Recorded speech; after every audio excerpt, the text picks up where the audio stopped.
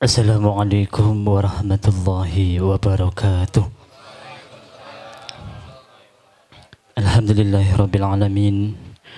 Wassalatu wassalamu ala asyrafil anbiya'i wal mursalin wa ala alihi wa sahbihi ajma'in. La hawla wa la quwata illa billahil aliyyil azim. Amma ba'du.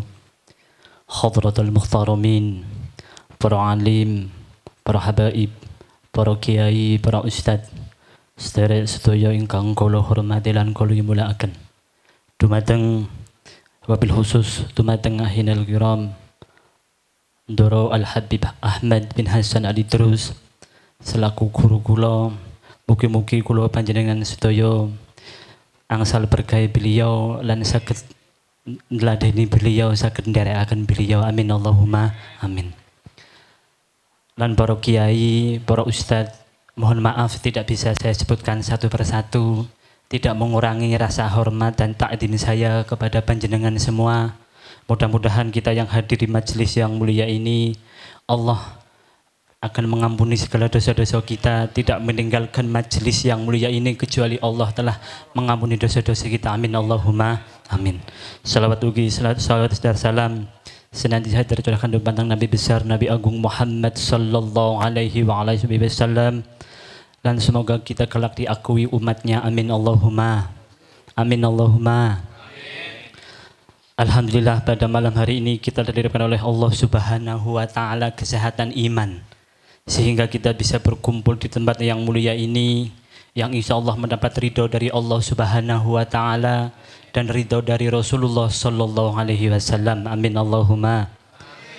Tadi saya WA beliau karena beliau itu dulu pernah ngisi di pondok pesantren saya di Pemalang. Beliau ketika ngisi di Pemalang, saya dapat DM banyak sekali dari kaum perempuan.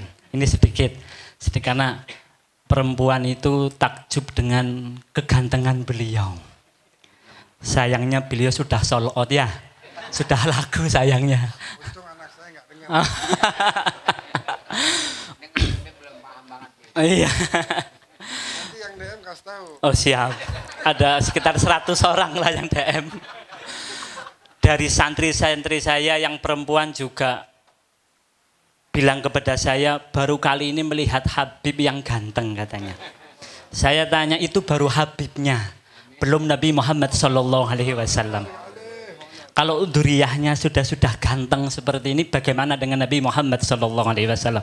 Maka dari itu, orang yang paling rugi di dunia adalah orang yang tidak bisa melihat wajah Nabi Muhammad sallallahu alaihi wasallam. Kapan? Di yaumil kiamah nanti. Itu orang yang paling rugi. Siapa orang yang paling rugi? Orang yang enggal berkumpul di hadal majlis. Orang yang tidak mau kumpul di majelis, itu orang yang tidak bisa melihat wajah Nabi Muhammad sallallahu alaihi wasallam. Jenengan semua di sini paham jenengan apa mboten? Paham? Paham. Soalnya saya agak campuran, saya orang Jawa, bukan orang Betawi, bukan orang Jakarta. Jadi bahasanya agak seperti es campur gitulah, campuran-campuran, mohon maaf. Tidak mengurangi hormat dan takdim saya datang panjenengan semua. Kita di sini duduk di majelis yang mulia ini, insya Allah mendapat ridho dari Allah Subhanahu wa taala, amin Allahumma. Panjenengan semua yakin jadi umat Nabi Muhammad sallallahu alaihi wasallam apa tidak? Yakin. Yakin. Kira-kira dikenal nama Nabi Muhammad atau tidak? Belum tentu. Belum tentu. Kita memang lahir setelah zaman Nabi Muhammad sallallahu alaihi wasallam. Tapi kita diakui umat Nabi Muhammad itu belum jaminan. Kenapa? Karena untuk bisa diakui umat Nabi Muhammad, kita harus menempuh beberapa faktor. Yang pertama, kata Nabi, orang yang ingin dikenal olehku, orang yang rajin sholawat ala Nabi Muhammad sallallahu alaihi wasallam. Iya, kalau kita ingin dikenal sama Nabi Muhammad, syaratnya harus baca sholawat niku kunci identitas kita sebagai umat Nabi Muhammad agar kelak diakui oleh beliau, amin Allahumma.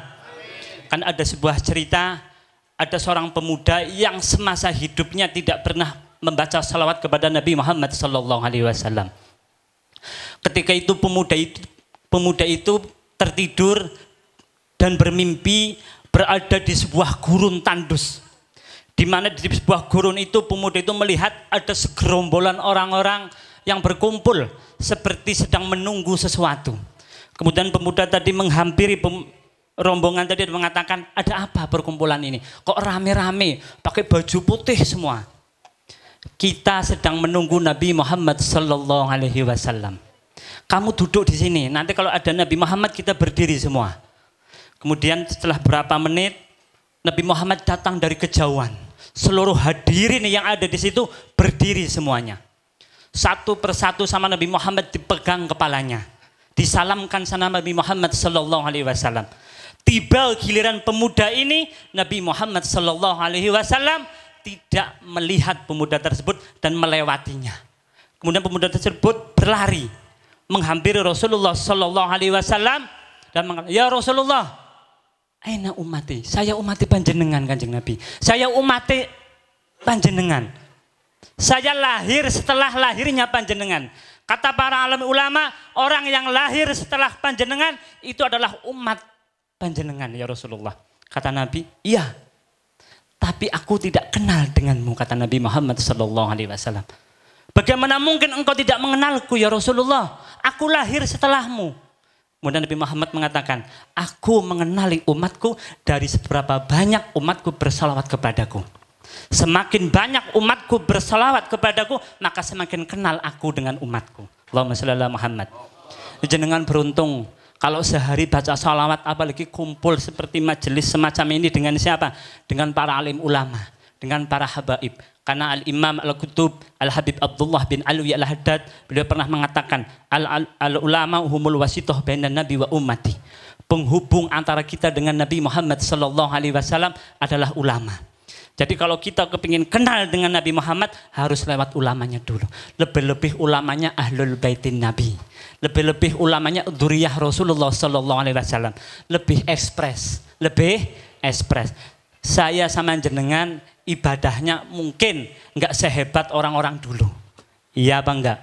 Ya. Sholatnya mungkin nggak sehebat orang-orang dulu. Tapi kita punya karcis VIP.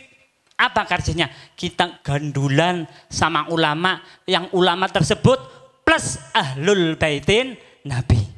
Maka saya ngomong sama beliau, Bib, nanti kalau di akhirat, kalau nggak ketemu saya di surga, tolong cari saya di neraka.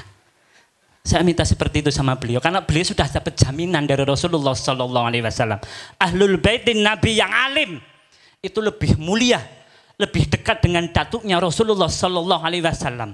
Maka dari itu jenengan yang duduk dengan beliau, jangan dihilangkan kesempatan yang mulia ini. Terus pepet beliau, terus dekati beliau. Jangan sampai beliau sendirian menghadapi masalah dengan umat. Kita harus mendampingi beliau. Kenapa? Karena dengan kita mendampingi Ahlul Baitin Nabi plus ulama, maka kita akan mendapatkan sir barokah daripada Rasulullah Sallallahu Alaihi Wasallam. Amin Allahumma. Amin Allahumma. Beliau beliau Al-Habib Ahmad bin Hasan Al-Idrus, beliau cucu daripada Al-Imam Al-Qutub Al-Habib Abdullah Al-Akbar Al-Idrus, yang pertama kali mempunyai gelar Al-Idrus. Beliau ini nasabnya mulia sampai orang-orang soleh. Kita yang nasabnya belum tentu diketahui sampai siapa. Maka dari itu kita ngintil beliau, gandulan beliau, insya Allah kita selamat dunia dan akhirat. Amin Allahumma. Jadikan beliau sebagai wasitoh, penghubung kita dengan Nabi Muhammad Sallallahu Alaihi Wasallam. Caranya gampang. Setunggal mawon. Kulo wektale 15 menit kata beliau. Setunggal mawon dan kulo ngapunten, saya grogi di depan beliau. Padahal saya tadi habis ngisi acara di Tangerang. Terus kebetulan orang tua saya, mertua saya ada di Jakarta Timur. Jadi sekalian liburan sama anak istri dan santri. Terus saya dalam hati saya mengatakan, ya Allah, saya kepingin ke Jakarta, acara di Tangerang, mampir di Cijantung, mudah-mudahan bisa menghadiri majelisnya Ndoro Habib Ahmad. Dalam hati saya seperti itu. Begitu saya buka status, beliau bikin status rutinan majelis beliau. Ya Allah, saya langsung dikabul. Padahal saya ngomong di dalam hati. Di dalam hati. Ini pertanda bahwa insya Allah kalau orang hatinya terhubung dengan orang-orang soleh, insya Allah akan usul kepada Allah Subhanahu Wa Taala. Amin Allahumma. Amin Allahumma. Satu saja, kulo titip pesan, hormati, muliakan, cintai guru kulo kalih panjenengan. Khususnya Ndoro Habib Ahmad, para kiai, kulo titip muliakan, cintai. Insya Allah jenengan boten badhe rugi. Amin Allahumma. Amin Allahumma. Jenengan tepang Imam Al-Ghazali. Kenal Imam Ahmad Al-Ghazali? Kenal? Kenal teng pundi? Kenal di mana? Kalau kenal kan kita ketemu, ngerti, ngerti. Kalau kenal ya kenal, kalau nggak kenal berarti ngerti. Sok tahu. Allahumma shalli ala Muhammad. Imam Al-Ghazali itu putra ulama atau bukan? Bukan. Beliau putranya tukang tenun, penjahit. Kalau di Indonesia itu penjahit, bukan konveksi, bukan. Kalau konveksi bos, penjahit biasa di lingkungan rumahnya.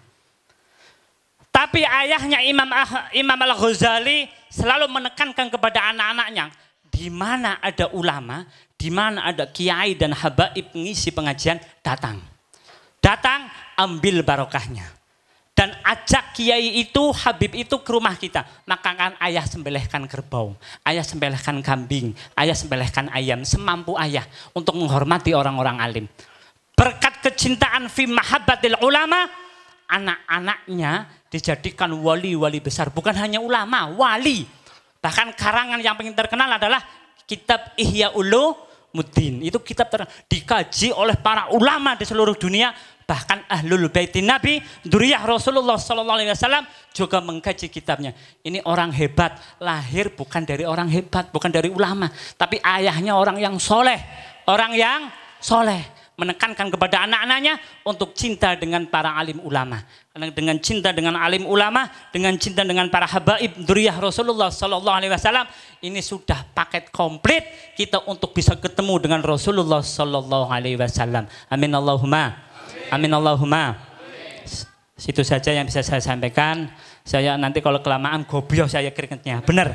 Saya nggak pernah ngisi segrogi ini. Benar. Enggak ya, mau pakai AC tetap gobios karena ini bukan keringet sembarangan.